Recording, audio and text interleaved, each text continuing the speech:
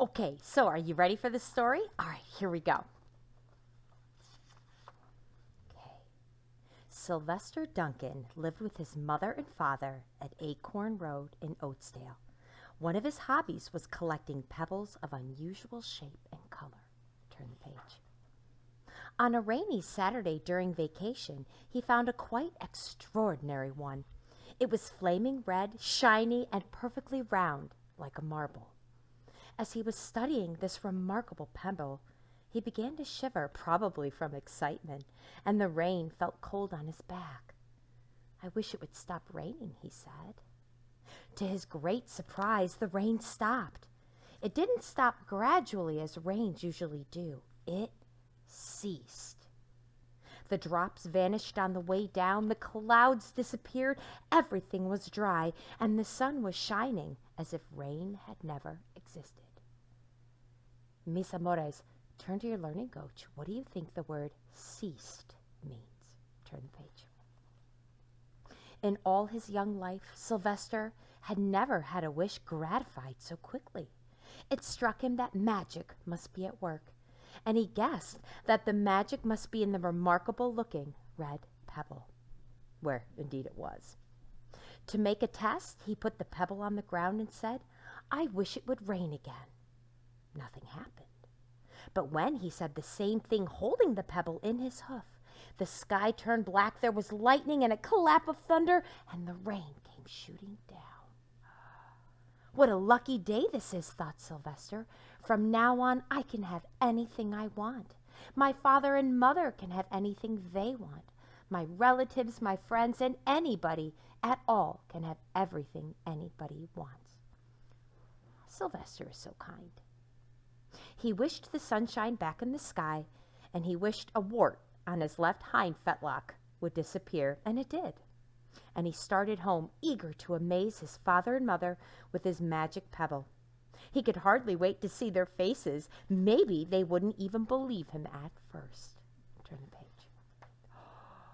Oh, there's the lion. As he was crossing Strawberry Hill, thinking of some of the many, many things he could wish for, he was startled to see a mean, hungry lion looking right at him from behind some tall grass. He was frightened. If he hadn't been so frightened, he would have made the lion disappear, or he could have wished himself safe at home with his father and mother. He could have wished the lion would turn into a butterfly or a daisy or a gnat. He could have wished many things, but he panicked and couldn't think carefully. "I wish I were a rock," he said, and he became a rock. The lion came bounding over, sniffed the rock 100 times, walked around and around it, and went away confused, perplexed, puzzled, and bewildered. "I saw that little donkey as clear as day. Maybe I'm going crazy," he muttered. Turn the page. And there was Sylvester, a rock on Strawberry Hill, with the magic pebble lying right beside him on the ground, and he was unable to pick it up. "Oh, how I wish I were myself again," he thought. But nothing happened. He had to be touching the pebble to make the magic work, but there was nothing he could do about it. His thoughts began to race like mad. He was scared and worried. Being helpless, he felt hopeless. He imagined all the possibilities, and eventually he realized that his only chance of becoming himself again was for someone to find the red pebble and to wish that the rock next to it would be a donkey. Someone would surely find the red pebble. It was so bright and shiny, but what on earth would make them wish that a rock were a donkey?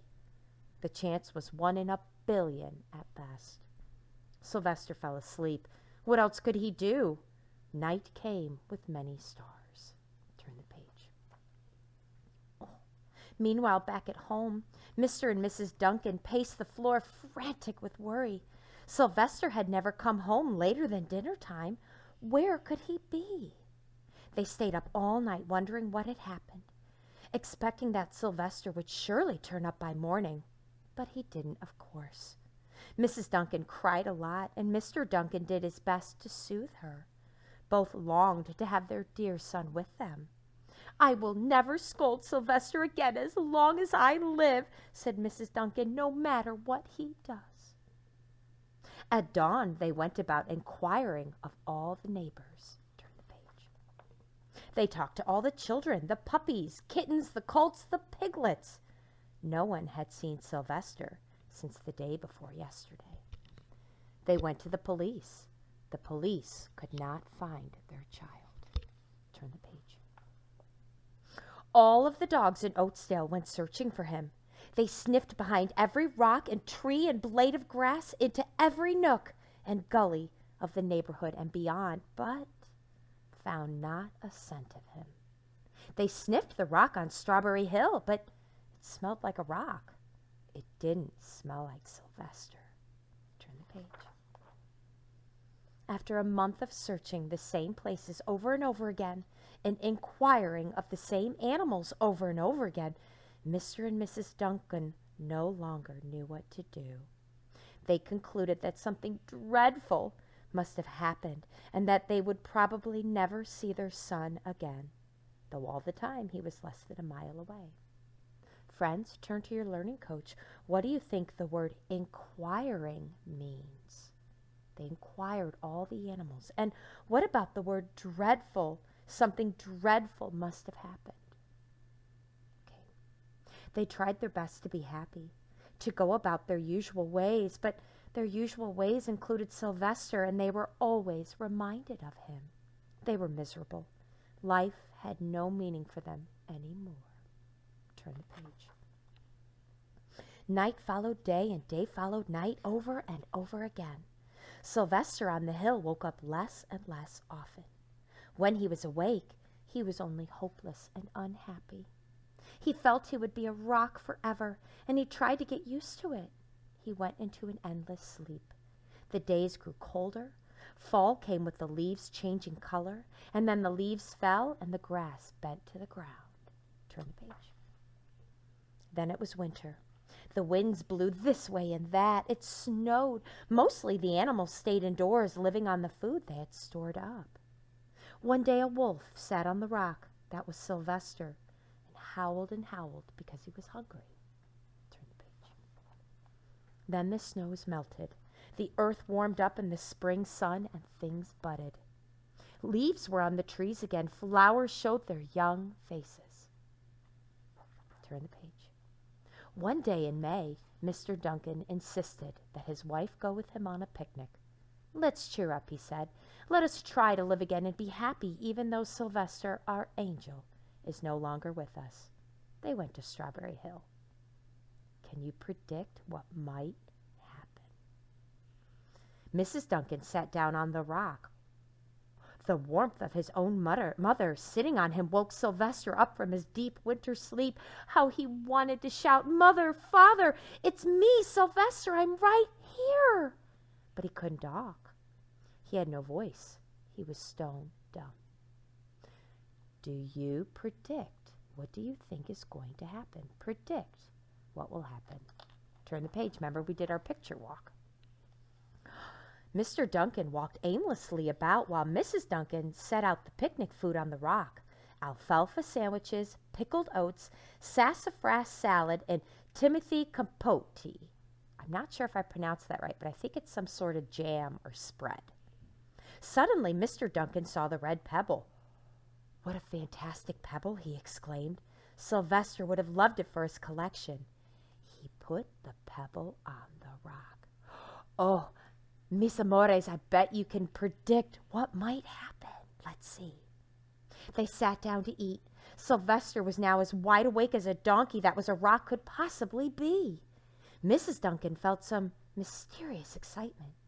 You know, Father, she said suddenly, I have the strangest feeling that our dear Sylvester is still alive and not far away. I am, Sylvester wanted to shout, but he couldn't. If only he had realized that the pebble resting on his back was the Magic Pebble. Turn the page. Oh, how I wish he were here with us on this lovely May day, said Mrs. Duncan. Mr. Duncan looked sadly at the ground. Don't you wish it too, Father? She said, and he looked as if for to say, How can you ask such a question, of course? Mr. and Mrs. Duncan looked at each other with great sorrow. I wish I were myself again. I wish I were my real self again, thought Sylvester. You know what's going to happen. And in less than an instant, he was. You can imagine the scene that followed. The embraces, the kisses, the questions, the answers, the loving looks, and the fond exclamations. Turn the page. When they had eventually calmed down a bit and had gotten home, Mr. Duncan put the magic pebble in an iron safe. Someday they might want to use it, but really for now, what more could they wish for? They all had what they really wanted. The end. Oh, I love that story. Even though there were sad parts, it's happy in the end.